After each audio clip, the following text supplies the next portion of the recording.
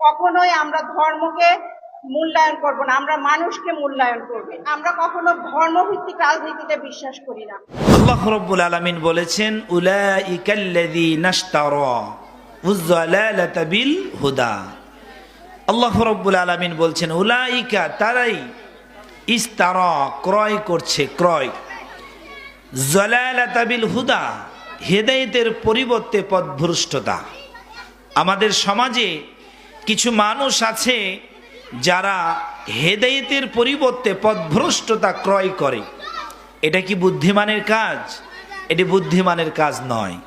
বুদ্ধিমানের কাজ হলো আমরা পথভ্রষ্টতা ভুলে গিয়ে আমরা হেদায়েত ক্রয় করব, বলি ইনশাআল্লাহ। এজন্য আমাদেরকে চালাক মানুষ, বুদ্ধিমান মানুষ আমরা কখন বলবো? যখন আমরা কোনো কিছু লাভের আশায়, কোনো কিছু নিজের ভালোর আশায় যখন আমরা ক্রয় বিক্রয় করব, তখন আমরা বুদ্ধিমান, তখন আমরা জ্ঞানী মানুষ হয়ে যাব। আর যখন আমরা একটা দোকান দিব লস করার জন্য, একটা ব্যবসা করব লস করার জন্য, নিজের ক্ষতি করার জন্য, হাজার হাজার নয় কোটি কোটি মানুষ তাকে বলবে এই পাগল। মানুষ ব্যবসা করছে লাভ করার জন্য, আর উনি ব্যবসা করছে কিসের জন্য? লস করার জন্য। ওকে খ্যাপা বলবে না? ওনাকে পাগল বলবে না? ব্রেনটাল বলবে না? ব্রেনটাল বলবে।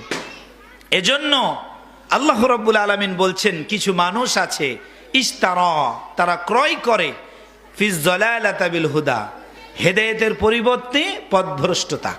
এজন্য সম্মানিত উপস্থিতি, আমাদেরকে সঠিক পথ, সঠিক দিক নির্দেশনা, সঠিক আল্লাহর হুকুম, রাসূলের সুন্নাহ জেনে জীবন যাপন করতে হবে, যাতে করে একটা সেকেন্ড আমার জীবন থেকে পথভ্রষ্টতায় অতিবাহিত না হয়, বলে ইনশাআল্লাহ।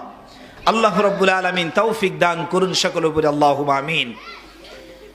সম্মানিত উপস্থিতি, লক্ষ্য করি আল্লাহ রাব্বুল আলামিন